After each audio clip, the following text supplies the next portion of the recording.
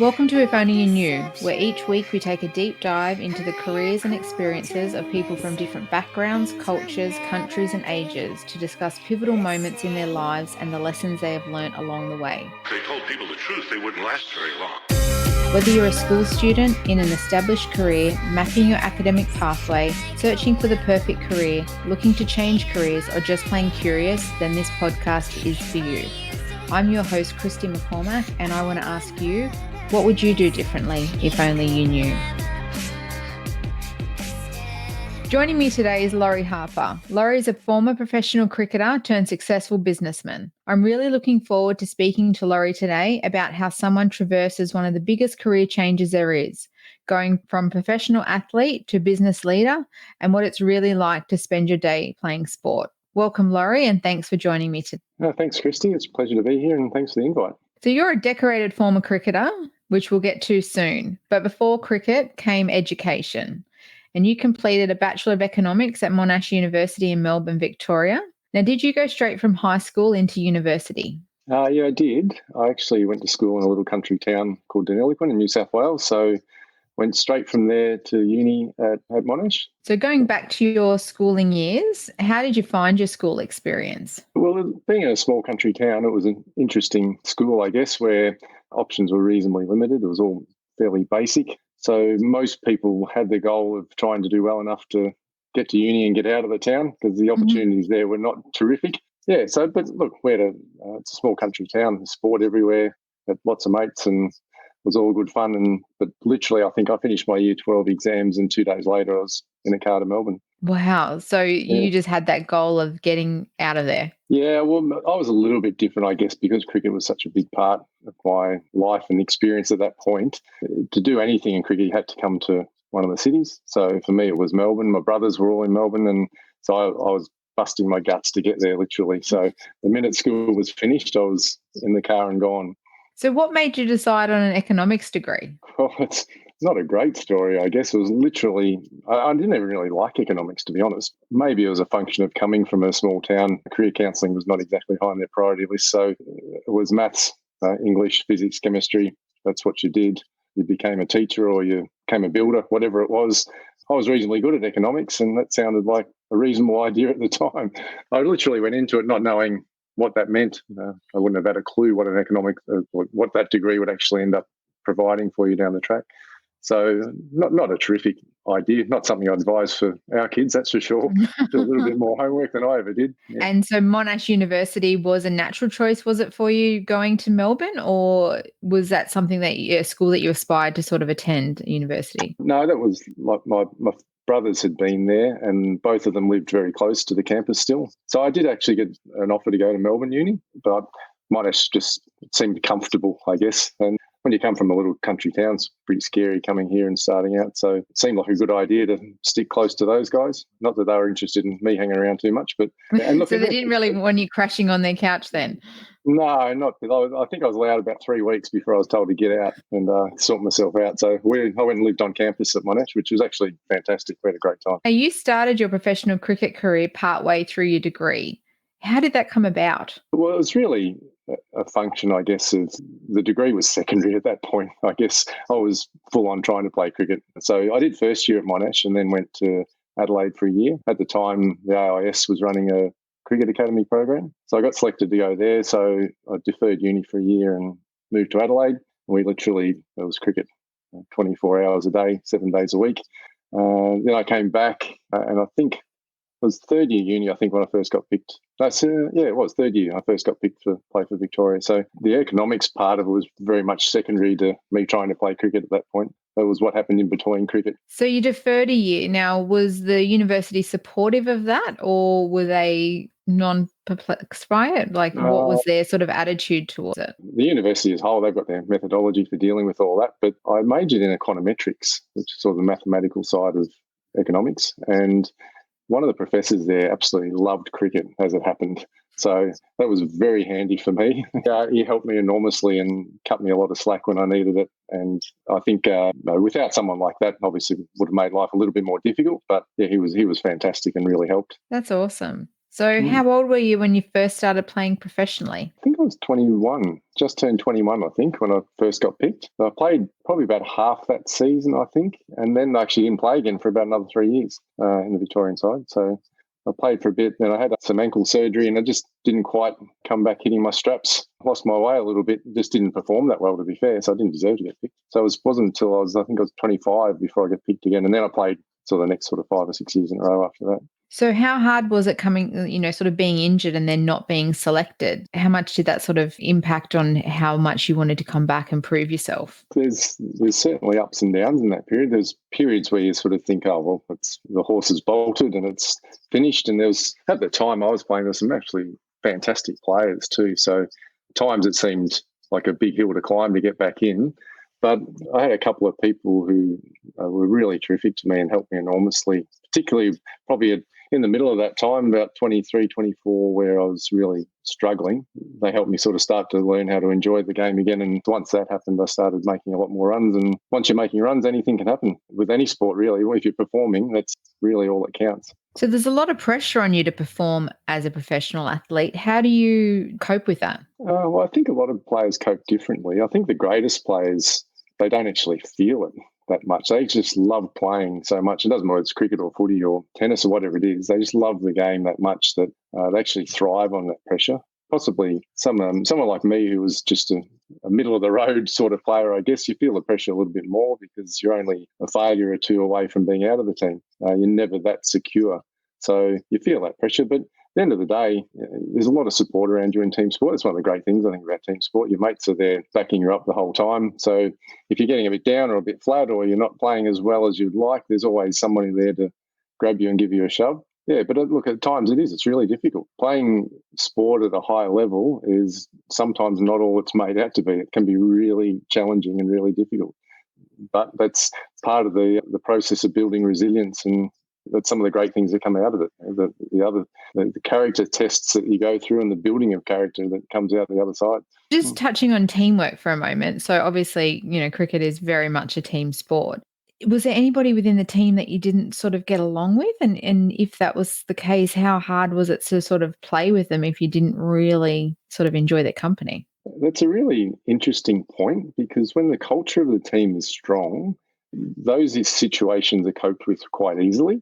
When the team is perhaps not going so well, or there's a lack of strong culture within the group, those things are exposed and can become very difficult. So in my time playing with Victoria, there was probably 2 phases, I guess. When I first was back in the team, we weren't a good team. We used to lose regularly, and there was fractures within the group. The coaching was not fantastic, and as a result, the personality differences were very exposed.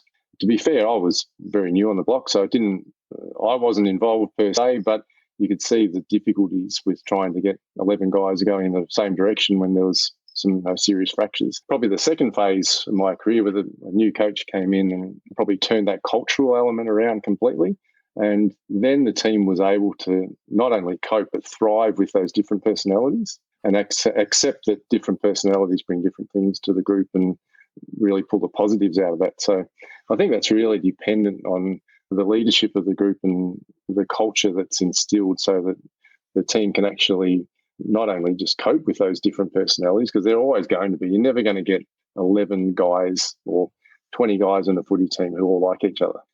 There's always going to be some sort of differences within personalities. So to have a culture that helps that thrive is what it's all about, I think. And once you get that, the possibilities are endless. So do you think the responsibility for driving the culture falls sort of squarely on the coach, and how much influence does the captain have within that culture? Yeah, no, look, I think the leadership has a responsibility, but ultimately it comes down to the people involved as well, all the players or any members of a team. So I think the first aspect there, and it comes into business as well, is you recruit the right people to begin with.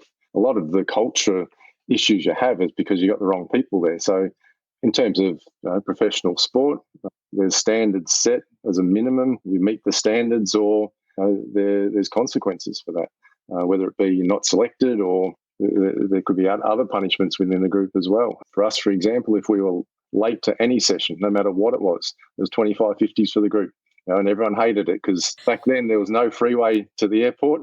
Traffic could be awful. It could take you 50 minutes one day, an hour and a half the next. But if you were 30 seconds late, you get off the plane, we'd all got our gear on, and we'd go and do 25 50s. But what it meant was that everyone was accountable to it. And I think those things are driven from within the team. So at the end of the day, the leadership can set those standards and want to drive a culture.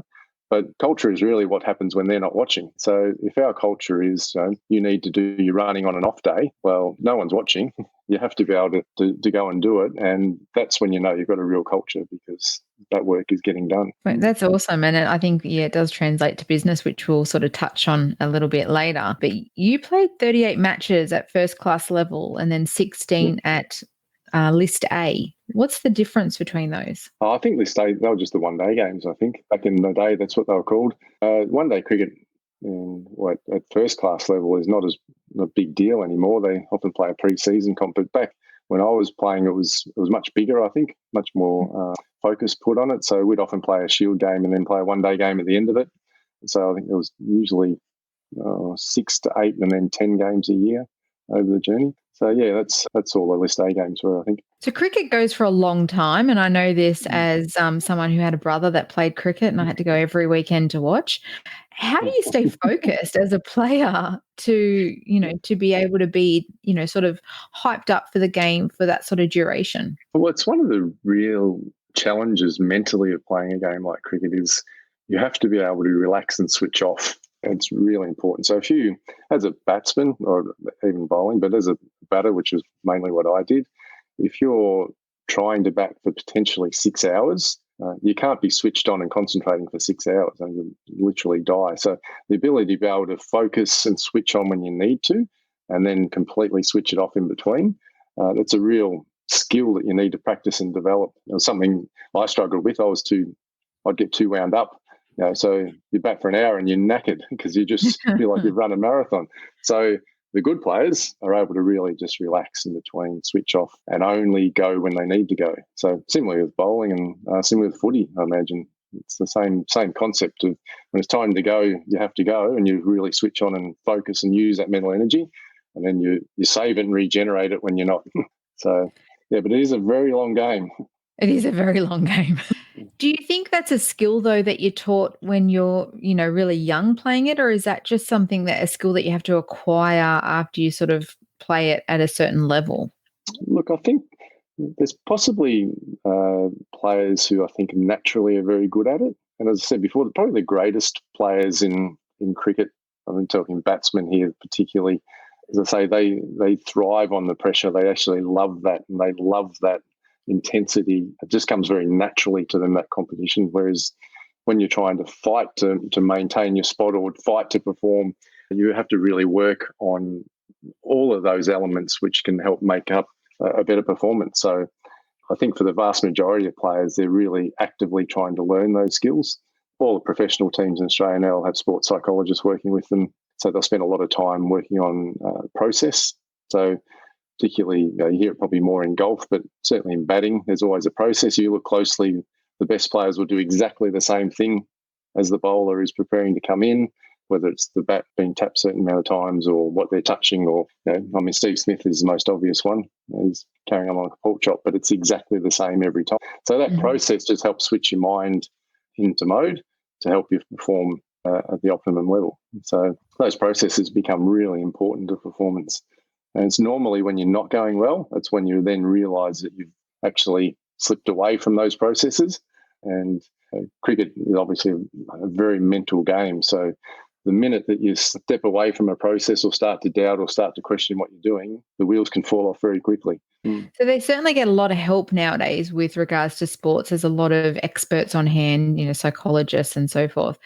Do you think that makes them better players or just more equipped? Potentially more equipped rather than better. And look, certainly, I don't know, but if you looked in the Australian team, for example, there would be a number of guys who wouldn't engage the sports psychologist who's available because they're comfortable doing what they're doing. They're obviously very good. They wouldn't be there if they weren't.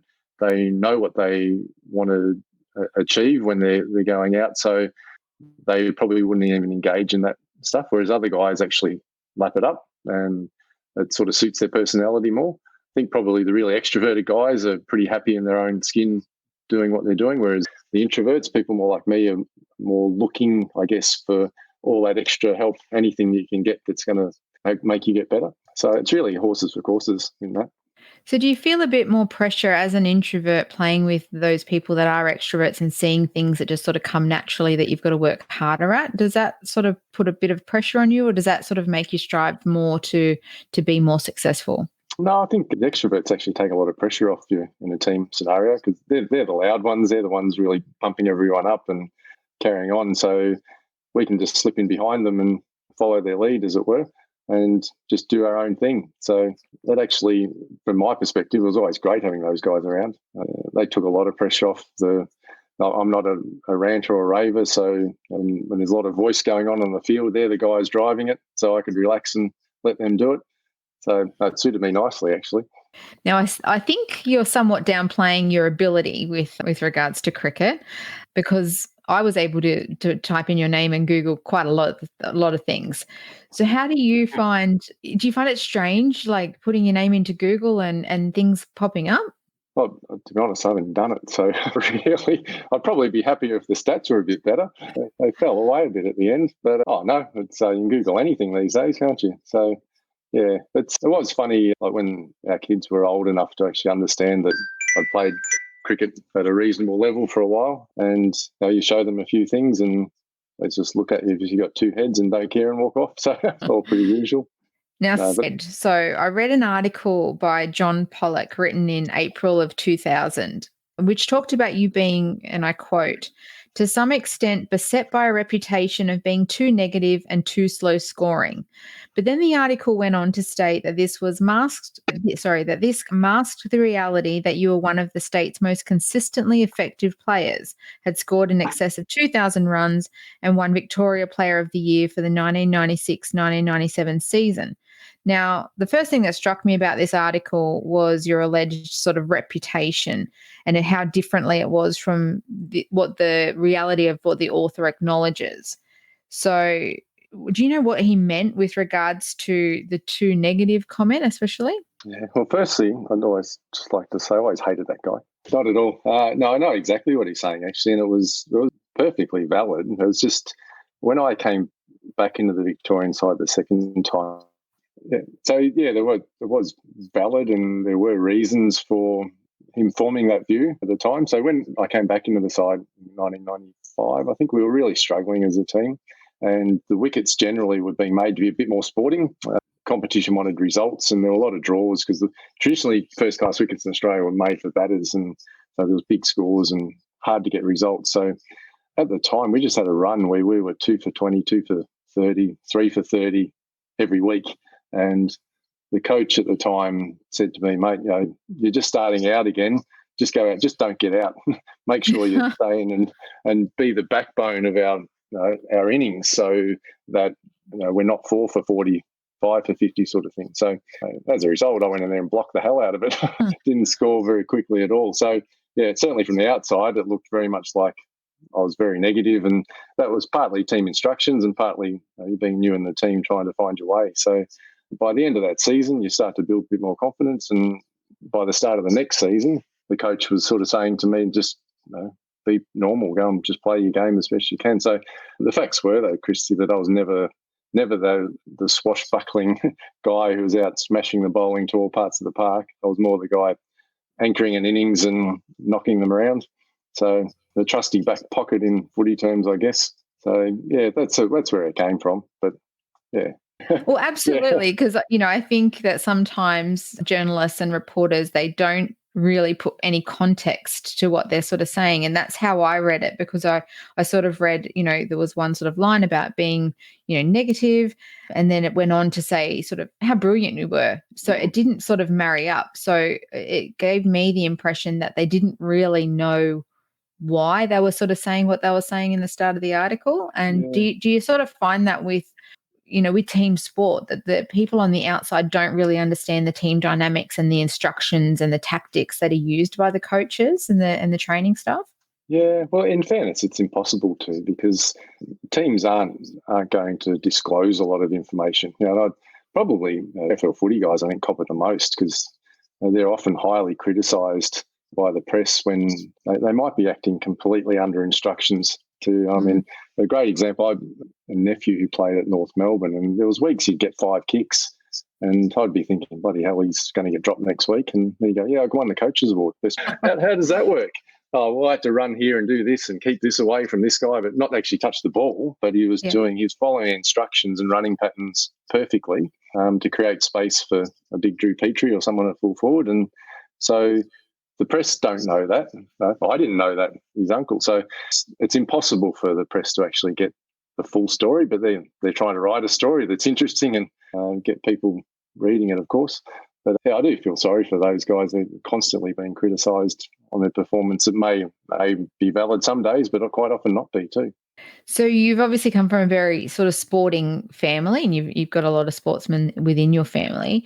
Do you encourage your children to play sport and to sort of follow that sporting pathway, or what's your advice been to them? Well, sport from our end it always starts from the position of fun, but also team sport's just a great thing. I think so much can be learnt from kids playing team sports. So we certainly encourage them to play as many sports and as often as much as they can.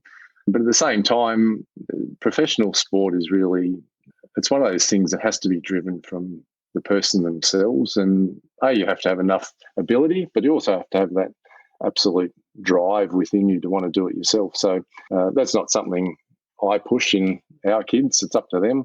My young guy is very passionate about basketball and does a lot of training, a lot of work in it, but he's also 5'10", so he might be in a bit of strife professionally. But that's, to me, it's not the point. And the fact is that I look at my brothers who played an enormous amount of cricket, and they loved and enjoyed every second of it and had a great experience. And I played cricket professionally.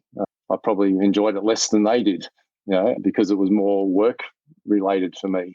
So it's not necessarily the end of the world just to go and play team sports. And there's so many positives can come out of it. I think we can relate that to business in all sorts of ways. So certainly when we're looking at recruiting people, I'm always scooching for, do they play team sport? Yeah. Yeah. Now, were your brothers jealous of you that you got to sort of go on and play professionally when, they sort of were probably a little bit more passionate than you were about it and they didn't? Absolutely. They're still jealous. They're still upset today. That was a funny story. We grew up in a little country town. As I said, we had the old traditional concrete path out to the clothesline. And so my next brother is 7 years older than me. So Brian's 7 and Tim's 9 years older. So they used to wet a cricket ball and let me bat the whole time and just try and kill me on the cricket pitch. And so it's actually not that long ago when Tim said, we used to try and kill you, but now I realise we're just making you better. Oh.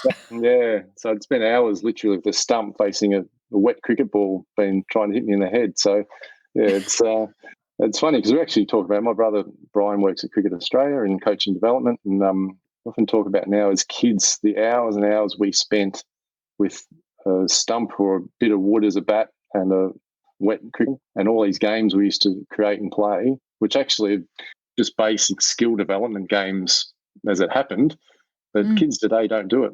I don't see too many games of backyard cricket anymore. It's the world's all changed. It has, and backyard cricket is synonymous with Australian and Australian culture, but yeah, we don't sort of see it, and I don't think we sort of see it in schools anymore. So would your advice to schools be get those kids back out there and get them start to play team sports again? Yeah, absolutely. Why not? I mean, it's hard. There's seemingly a lot of political correctness has come into systems. I understand why, but I know our kids' primary school at one stage, they can only kick the footy in one direction because they didn't want kids getting hurt, and the monkey bars were all pulled out, and so no one fell and hurt themselves, and we couldn't play cricket because someone would get hit in the head with the ball. So it's hard. When we grew up, that was just normal everyday stuff. Make sure you're ducked. So, yeah, I don't know. I don't know the answer to those questions, but certainly the more sport and games kids are playing when they're young, the better, I think, for all sorts of reasons. So I think obviously, all those hours training with your brothers, I suppose over the years, made you a really good player, and you were regarded as one of the best slip fieldsmen of the time. And you were in a very interesting classic catch clip that I watched as well, where you took this absolutely fantastic catch. And you also went on to win Player of the Year award and beat Dean Jones, who was quite famously played for Australia. Obviously very, very good. But how did you sort of feel about not going on to that next level when you were sort of beating out people that had been and were at that level?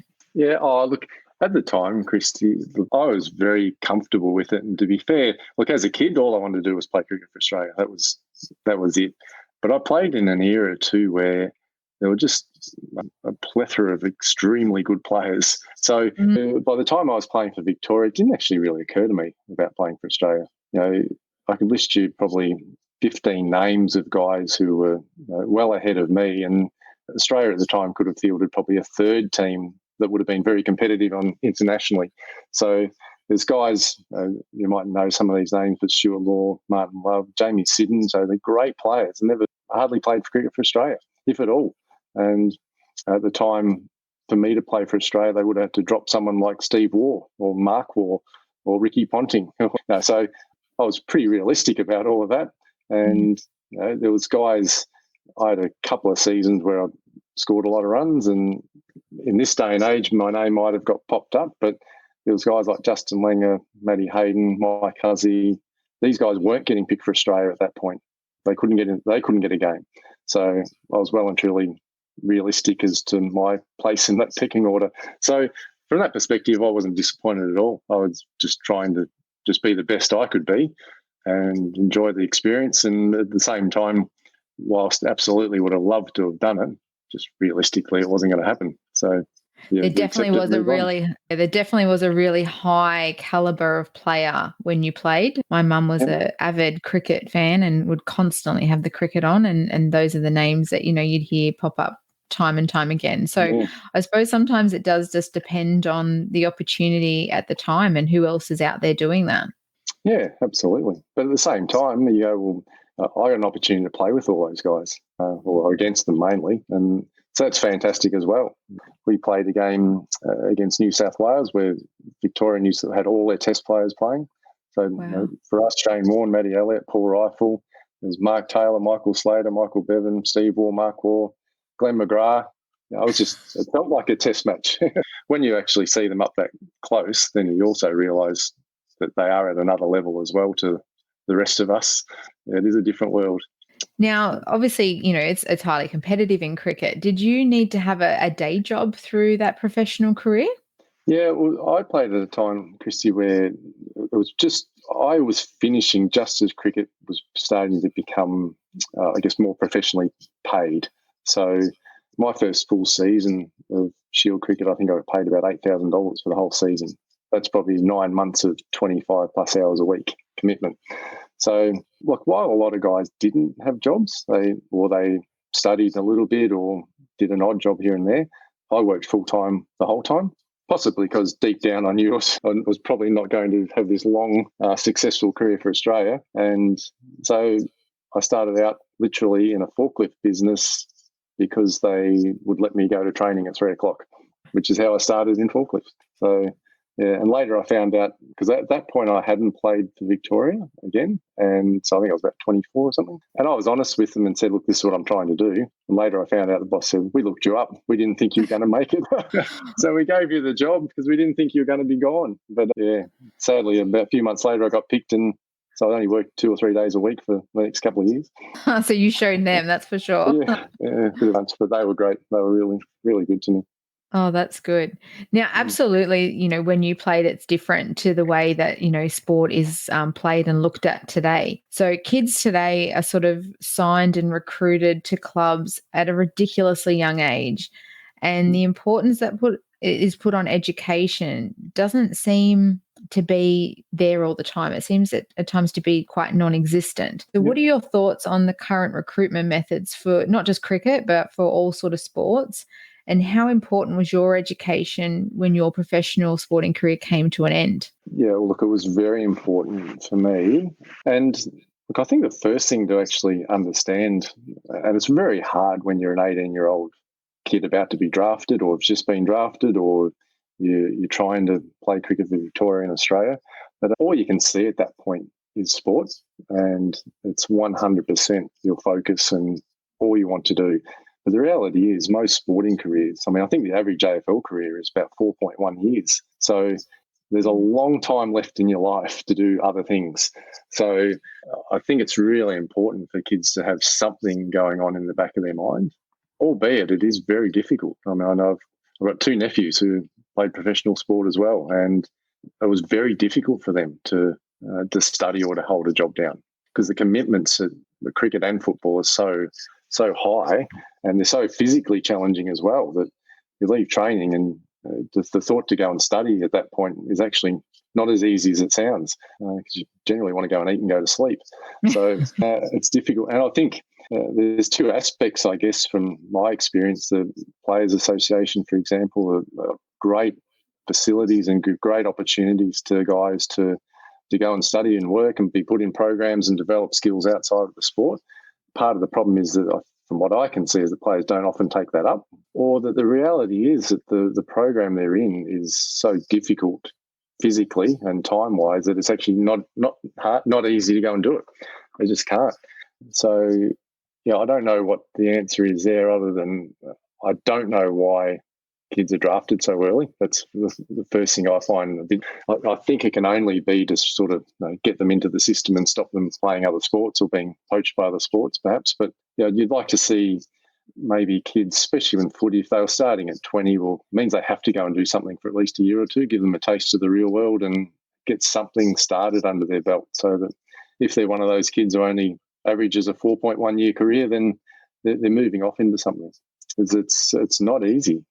You're aware as I am these days in the job market, if you turn up without any qualifications, and you might have played 100 AFL games, but at the end of the day, employers don't particularly care about that. It's not like 25 years ago, if you're an AFL footballer or you played cricket, you get a job tomorrow. It doesn't work like that anymore. So I think even if they're really successful in sport, that's still a long part of your life left to go and do something. So I think education is really important. Absolutely. And I think, you played professionally for around 10 years, sort of cricket was part of your life, which is, when we're talking about 4.1 years for AFL, 10 years is a long time. Did you make a conscious decision to retire from cricket, or was that something that just sort of came about naturally? Well, a bit of both, I guess. I was struggling with injuries at the time, and I didn't actually play much that last season. So it was in the back of my mind that I might be struggling to physically cope with the workload anyway. But I was 30, I think, at the time. And through that era, that was about it. So it was like you played cricket until you were about 30, and then you went off into the real world and got serious. So at the end of my career, the Players Association had formed and developed, and guys were starting to be paid some reasonably good money. So you could make $60,000 or $80,000 playing first-class cricket. So that was a big temptation, I think, for a lot of guys to hang in there and keep playing. And that money progressively, I think, has got better and better. But for my end, it was sort of at that stage where you go, well, I've had my fun, time to get serious. There was pressure from my employer as well at the time to start turning up to work 5 days a week, which was fair enough. And Lauren, our daughter, was born that year. So just everything sort of culminated into, maybe it's time to stay home and I had a real job, but to actually work at it 5 days a week and grow up a bit, as it were. But look, these days the guys regularly play to 36, 37. The money is there to justify it, and if you physically can do it, why not? Absolutely. So many ex-sports people, they, stay within the sport, within coaching and within the associations and things like that. And I think you've been a coach and you've been part of that. But you really transitioned into the business world within Forklifts. So can you talk a little bit more about that? And was it just the forklift industry just a natural transition because you'd already done that whilst you were playing cricket, or was it something that you sort of had grown really attached to while you were working within that industry? No, look, Forklifts was purely accidental for me. As I said, I was looking for a job that would allow me to get to training. So I applied for, I don't know, hundreds of jobs probably back in the day, and fortunately got an interview with a company that doesn't exist anymore, this company called Princetown Toyota, who are a forklift dealer. And my boss at the time, John Perkins, said, yep, no problem. You go to training whenever you want. And so it all sounded like a good deal to me. So I worked there, and then I left and went to another forklift company while I was still playing cricket, and an opportunity popped up there.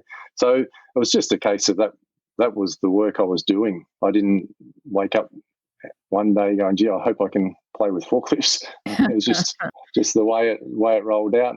And I think that's the thing with kids these days. It's really difficult for them. Our daughters just started university, and they're trying to work out what course and what career you might do. And I've got an economics degree, but I work in the forklift industry. There's no direct correlation with that at all. But the hire rental industry is a great industry, and there's lots of opportunities for people to develop and generate a really great career for themselves. So it's just one of those things. That's how it rolled, and that's the people I was exposed to, I guess. And so 30 years later, we're still going.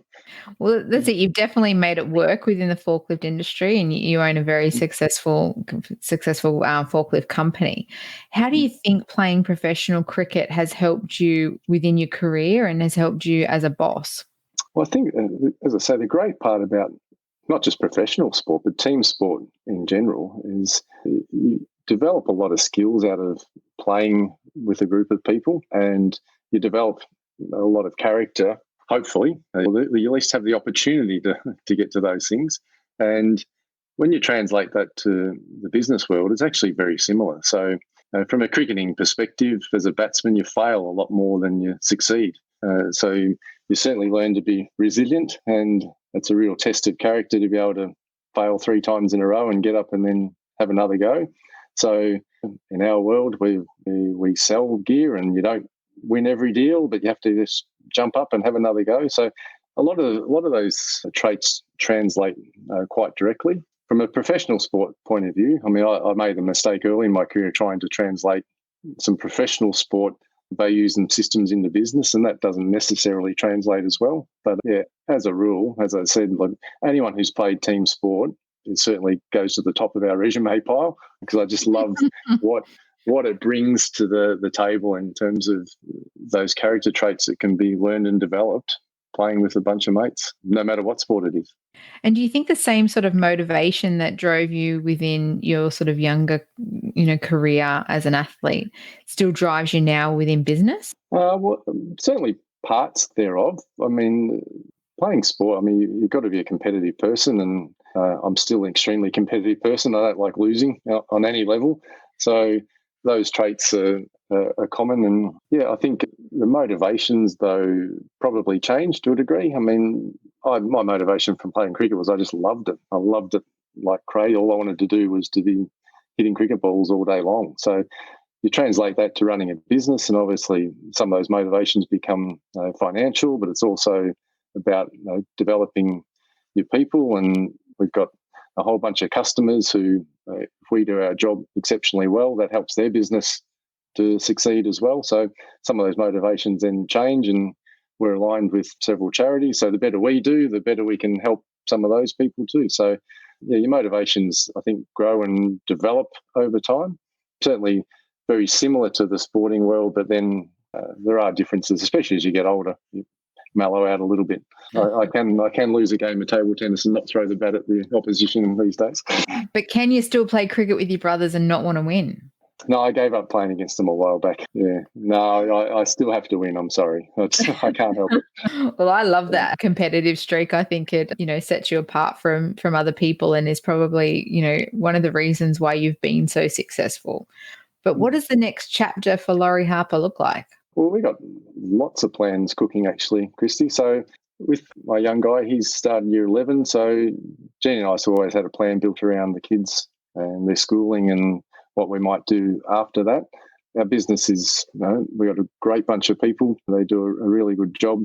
So my sort of impact there is lessening over time. So it creates some opportunities to get involved in some other things. And I've got a real passion around kids sport and kids' experience in sport for a lot of the reasons that we've talked about today. I think so much good can come from kids playing not only team sport, but any sport. And I think sadly a lot of kids, A, miss out on that opportunity, or B, don't have the best opportunity due to some of the structures that are employed in junior sport in Australia.